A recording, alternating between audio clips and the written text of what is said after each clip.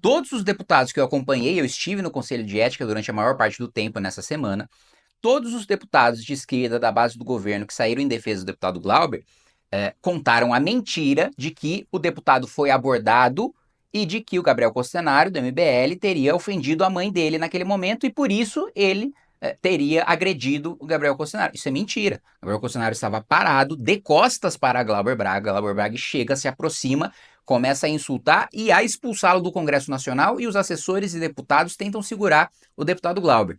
Depois, quando eu desço para o Depol para saber o que estava acontecendo, o deputado Glauber fica nervoso ao me ver, parte para cima de mim, tenta me agredir e me chama de nazista, né? Não apenas isso, durante todo o processo no Conselho de Ética na Câmara dos Deputados, ele, em vez de se desculpar por tentar resolver uma divergência política na base da agressão, né, e de fazer uma acusação infundada contra mim, também, pela qual seu colega, já o deputado Ivan Valente, inclusive, já foi condenado na justiça, já transitou em julgado por fazer a acusação de que eu seria defensor de nazismo. Assim como outros parlamentares petistas também já foram condenados, e Glauber Braga também moveu uma ação no âmbito civil e no criminal para que ele seja responsabilizado também, não só administrativo e politicamente, mas também criminal e no âmbito civil. Ele teve todas as oportunidades do mundo de se desculpar, de voltar atrás, de se retratar, e ele em nenhum momento fez isso, pelo contrário. Insinuou que tem uma grande armação, que o Conselho de Ética foi comprado, né, pelo Arthur Lira para encomendar a cassação dele.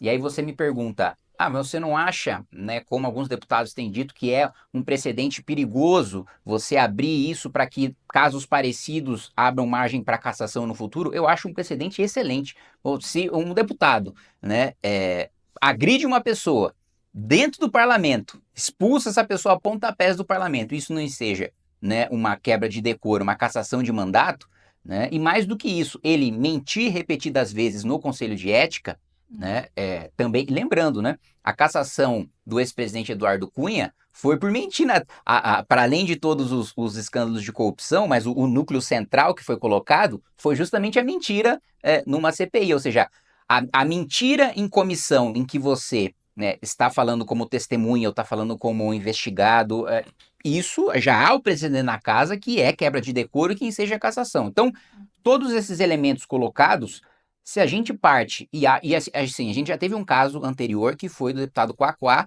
né, dando um tapa na cara do deputado Messias no meio do plenário, que também, assim, é o que eu discursei nessa semana na Câmara. Se for para discutir dessa maneira, então vamos aceitar que a gente tem que abolir a política, né, a política deu errado, a gente vai montar um octógono no meio do plenário Ulisses Guimarães e passar a resolver dessa maneira. E assim eu me aposento da vida política porque eu não tenho porte físico para participar desse tipo de disputa. Então, sou a favor da cassação, acho que ela tem que ser exemplificativa para a punição de parlamentares que têm um comportamento agressivo e acredito, pelo próprio placar no Conselho de Ética, que ela vá se consumar no plenário. Tem um prazo? Você já conversou com o presidente da Câmara ou com outros deputados para saber quando que esse processo deve ir ao plenário? Não sei, né? Eu sei que, pelo regimento, isso é um poder discricionário do presidente da Câmara dos Deputados, né? Uhum. Deputado, sobre o MBL, que né, está dentro dessa questão do deputado, o MBL tem o mesmo peso que tinha há 10 anos? Não, eu acho que o nosso peso é diferente, né? Primeiro porque antigamente nós éramos mais um movimento de rua do que um movimento institucionalizado com uma atuação em mandatos do que a gente é hoje, né? Então eu acho que é uma influência e é um peso e é um poder diferente. Acho que uma capacidade de mobilização no passado era muito maior pelo momento histórico que a gente vivia, né? As pessoas tinham uma coisa que elas estão perdendo cada vez mais, a esperança de que elas sacrificarem um pedaço, um tempo da vida delas, vai fazer com que o país passe por uma transformação de verdade. Infelizmente, eu acho que essa é uma das causas da apatia que a gente vive hoje, do cinismo que a gente vive hoje no nosso país, né? As pessoas, você fala sobre o absurdo, um juiz foi lá, sacou 800 mil reais num mês de super salário. As pessoas, é assim mesmo, o judiciário não presta.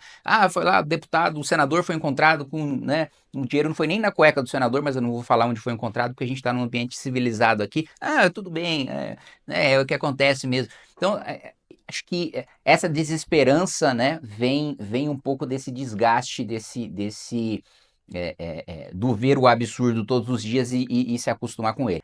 Hoje em dia, eu vejo o MBL com um peso institucional muito maior, né? Inclusive, eu converso com vários deputados, senadores, e eles ficam surpresos em ver o quanto a gente avançou na construção do nosso partido da missão, né? Nós batemos aí nesse mês 400 mil assinaturas validadas, né? Já aí praticamente mais do que o dobro do que o Aliança pelo Brasil, que era o partido que o Bolsonaro tentou fundar. A nossa expectativa é que já seja julgado em agosto, no mais tardar em setembro desse ano. Então, o nível de organização que a gente tem hoje, a presença e a influência que a gente tem em estados do norte e do nordeste, né? Nós temos dos vereadores mais votados de Salvador, temos o Sandro Filho, que é do MBL. De Natal, temos o Matheus Faustino, que é do MBL. Em Curitiba, nós temos o Bétega, que é do MBL. No Rio de Janeiro, nós temos o Pedro Duarte, que é o único vereador que faz oposição a Eduardo Paes, do MBL. Né? Então, nós temos presença institucional e mandatários em lugares que nós não tínhamos antes, e uma expectativa muito grande de eleger deputados federais em todos esses estados quando o nosso partido sair e a gente disputar as eleições do ano que vem já por ele, né? Isso que eu ia perguntar. Vocês acham que no ano que vem, então, o partido já vai estar criado, formalizado e pronto para disputar as eleições? O senhor falou de formar uma bancada de deputados federais, mas quais outros cargos vocês vão tentar disputar? Vai ter candidato à presidência também? Acho que os nossos dois focos é ter candidato a deputado federal e ter um candidato à presidência da República. E aí, evidentemente, que a sua próxima pergunta é qual é o seu candidato à presidência da República? Exatamente. Ainda não sabemos, mas a ideia é a gente, assim que o partido sair, começar